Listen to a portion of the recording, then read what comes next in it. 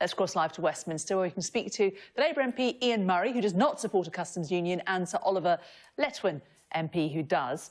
Ian Murray, to you first of all, why not a customs union? Well, I actually supported a customs union in the indicative votes process a few months ago to try and give the government some kind of steer as opposed to what they should be doing.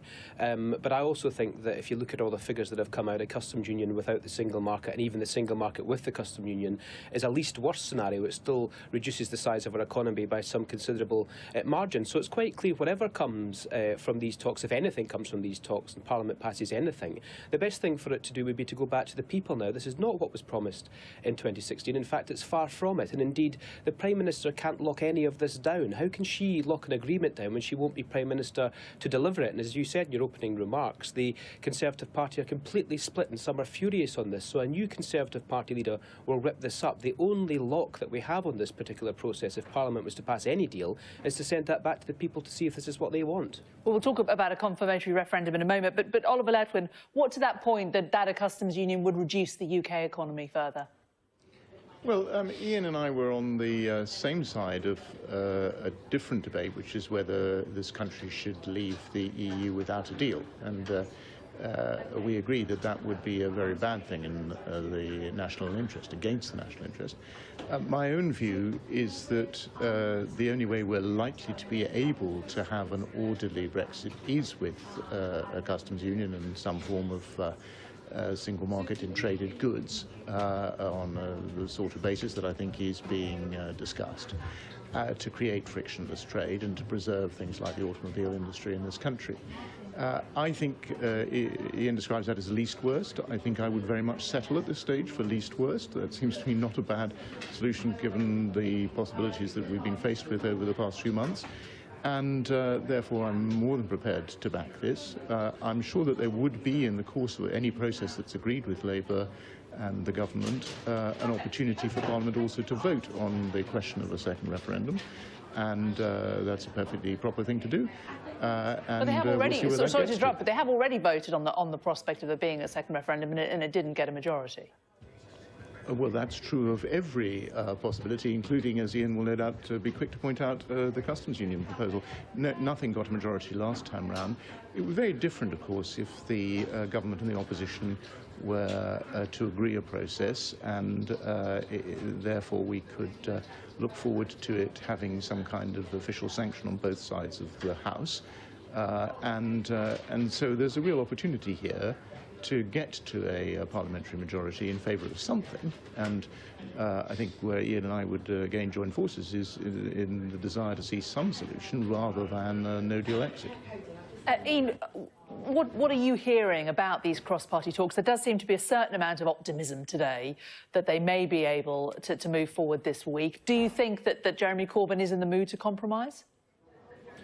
Well, there's a number of things. If there is a compromise agreement put forward to Parliament that gains a majority, the two things that fall from that are as follows. One is it should go back to the people in a confirmatory vote because the people didn't want this, or they should be allowed to be able to express their view on whether or not this is what they thought Brexit would look like.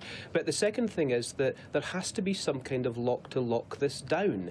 The Conservative candidates for Prime Minister will go to the Conservative membership, which is overwhelmingly Brexit and indeed overwhelmingly looking for a no deal, and campaign on the fact that they will rip this agreement up and start again from the basis of a no deal. So there is no confirmatory lock on this apart from having a vote of the public. And I think Jeremy Corbyn has to realise that even if he was to get something through Parliament, and it's unlikely that I would vote for it unless there's a confirmatory vote attached, and many Labour MPs are of the same view, that what locks that down? Boris Johnson as Prime Minister, Jacob Rees-Mogg, Dominic Raab would simply rip that up and then we're back to square one. So there is no legislative lock that he can be guaranteed to get, and therefore the only lock that we can get on this particular process is to ask the people if this is what they wanted when they voted to leave the European Union. Is that a fair enough point, Oliver Letwin? I mean, that whatever is agreed, it isn't going to be binding, is it, until it actually happens? Is not a confirmatory vote a sensible idea then? I don't actually agree with Ian about that. First of all, as we all know, this is a minority parliament. and a new Conservative Prime Minister would not be in a position to just rip up pieces of legislation. They'd have to get a majority to do so in Parliament, and there are many of us who would not vote to rip up a deal once done.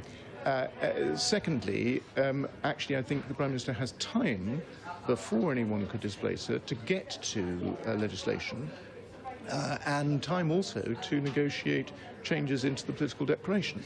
So I think we could get, while the current Prime Minister is in place, to a point where Parliament has, by majorities, created legislation that effectively cannot be reversed during the course of this Parliament.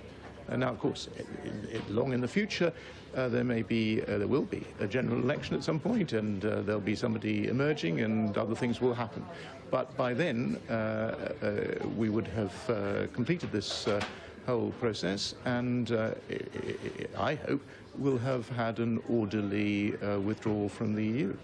I mean, Ian Murray, I mean, what's to say that that won't happen? What's to say that whatever is agreed this week, if they do reach an agreement, will quickly go through Parliament? We might be spared the ordeal of the European elections. Who knows?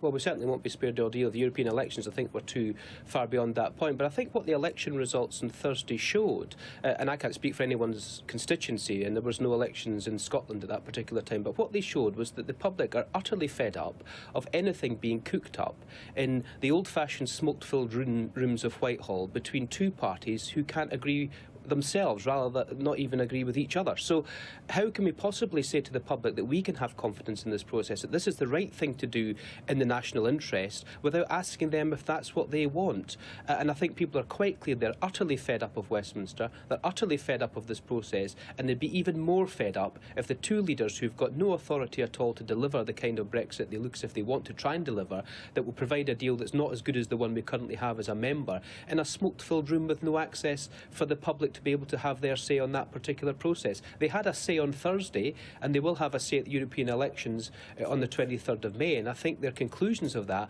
will be a pretty nasty shock to both main parties. So unless we can get to a position where the best possible deal that can get a majority in Parliament goes to a confirmatory vote, the public will continue to be angry, and the country will continue to be divided, and Westminster will be seen as not doing what's in the national interest.